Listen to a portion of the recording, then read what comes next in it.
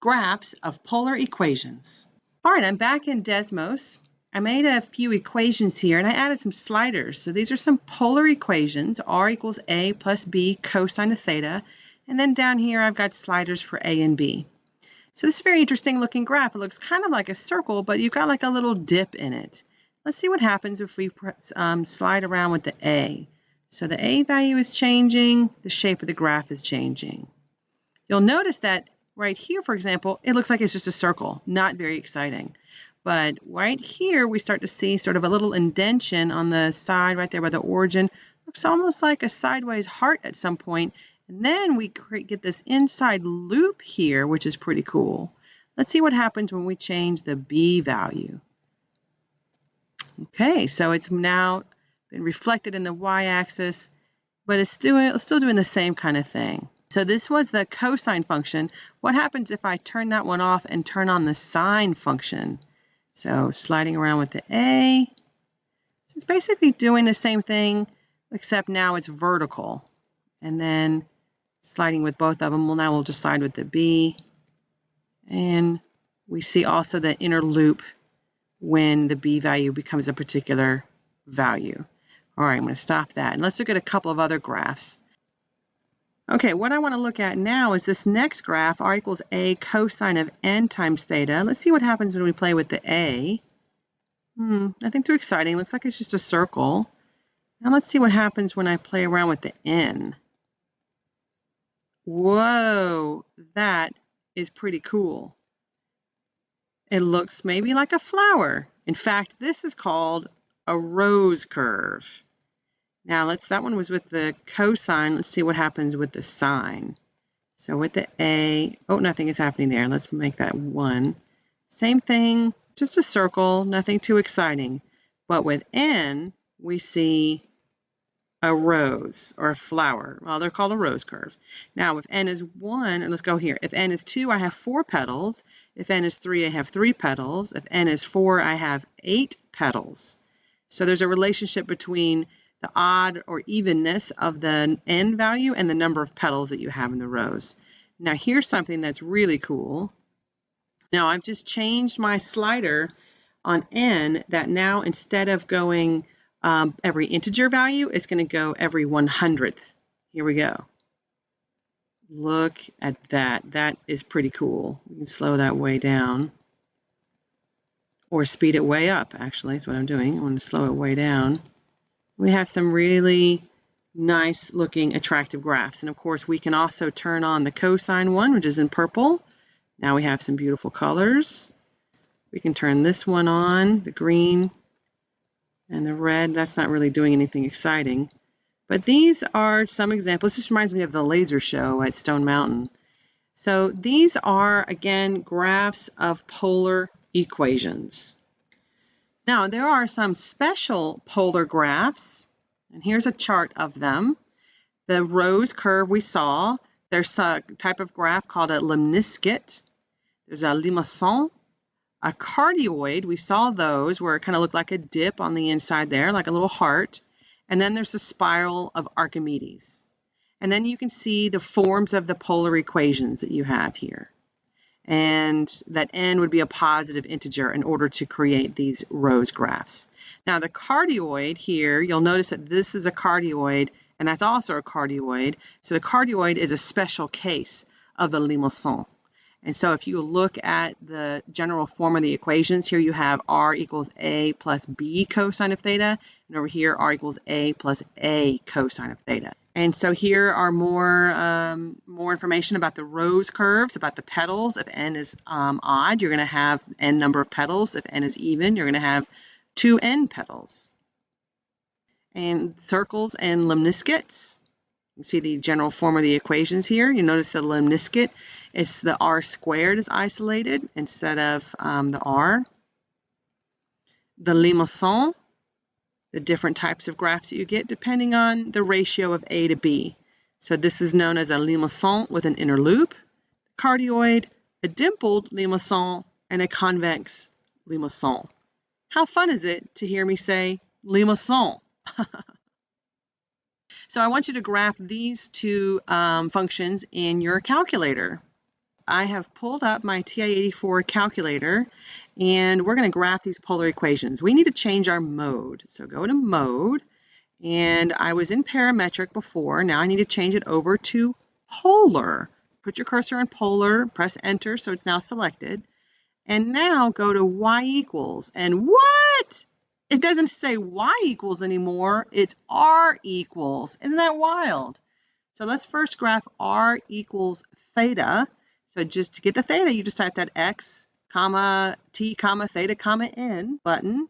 And now let's hit graph. Well, that's pretty cool. We could make it go on a little bit longer. I'm going to press window. And here we have our theta min, theta max, theta step is new here in polar form. Your theta min, as you can imagine, that's when your theta value is going to start. And your theta max is where it stops. And that's about 2 pi. So we could increase that to say, I don't know, 12 pi. Enter, graph, and you get a little bit more. And if we were to change the window, like if we were to change our x max to say 20, and then maybe our x min to negative 20, or y min rather, our y max to positive 20. Let's just see what happens there.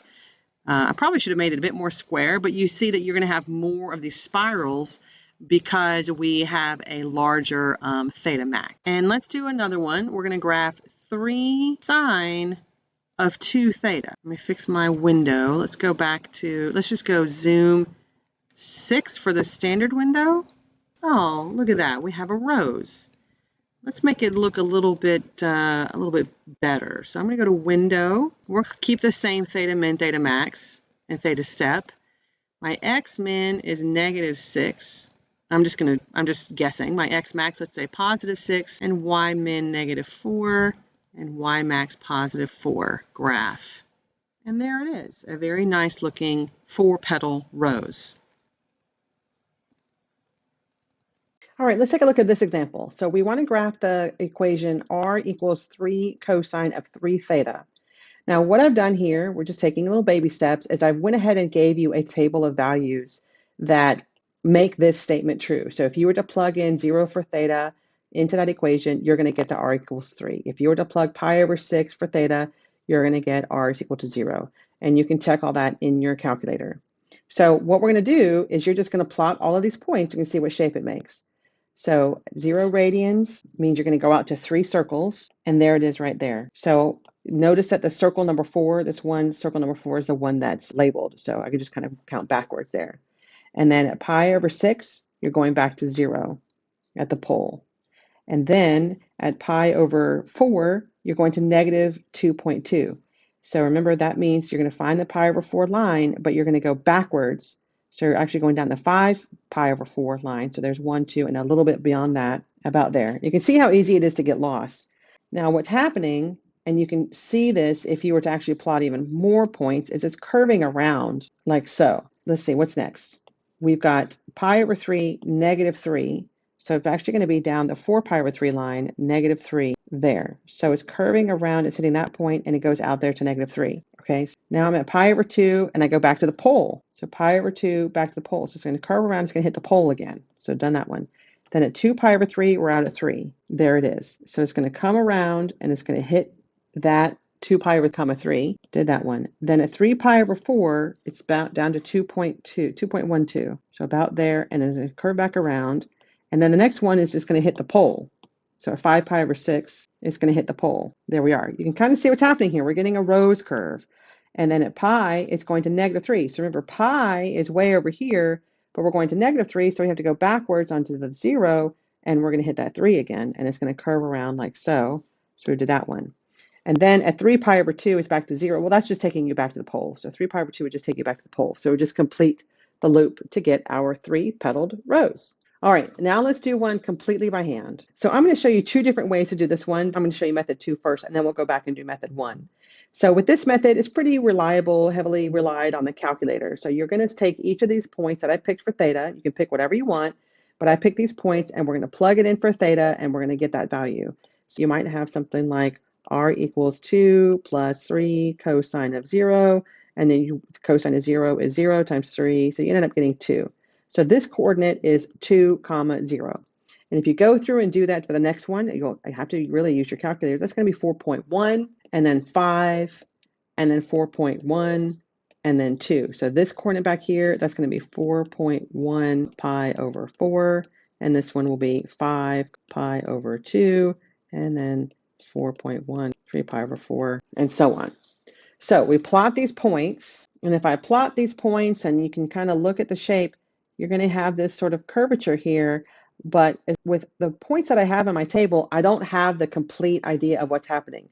I don't know if this is going to be a cardioid or limacon. So technically what you would then need to do is you would need to plot more points. Now, if you had memorized the equations of the special polar curves and their patterns of their equations, then you can certainly take that approach. I don't have those memorized, so I'm just going to plug in more points, like 5 pi over 4, 3 pi over 2. Okay, so I'm just adding more points to my t-table, and I'm going to go ahead and let you know that this one is going to be -1, -0.1, and then 2. So if I continue with plotting those points, 5 pi over 4, and so the -0.1, comma 5 pi over 4, that's going to take you really close to the pole right there.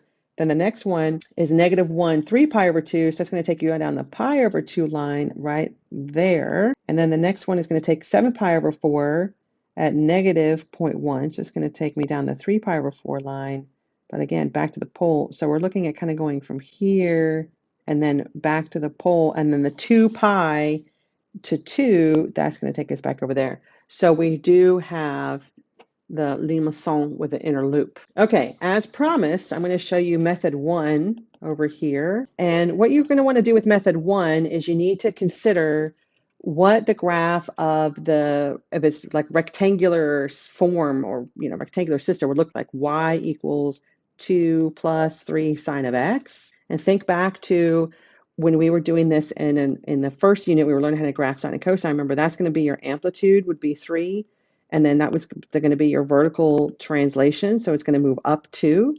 So this means that we are going to multiply the y's by 3, and then you're going to add 2 to the y's. So if we take the mother function or the parent function points, okay, so those are the points that are on the parent graph of sine of x, and I want to do these operations to them. So I'm going to make a new t-table. And now, fortunately, neither one of these transformations affects the x-coordinates. So the x-coordinates are all going to stay the same.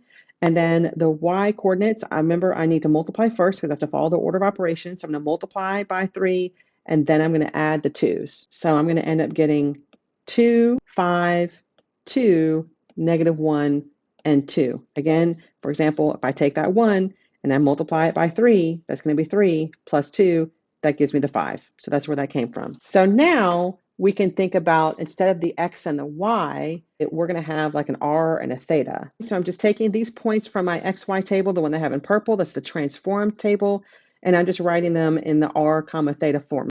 So now if I plot these points, so r0, so 0 radians, and I go out 2 circles, it's going to be there, and then 5 circles at pi over 2, 2 circles at pi, and then -1 for 3 pi over 2, and then 2 pi and back to 0. So then, again, it's not really ideal. You really kind of need technology or to plot more points to get the real shape of the curve, because it is going to come from the pole, it's going to come down around here, and then it's going to sweep around up here.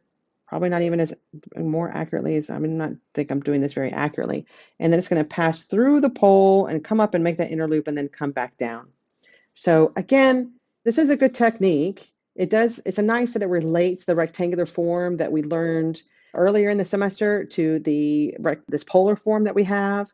But really, you just need to plot a lot more points to get the real shape of the curve, or have some graphing technology available to you so you can see really what the graph is supposed to look like.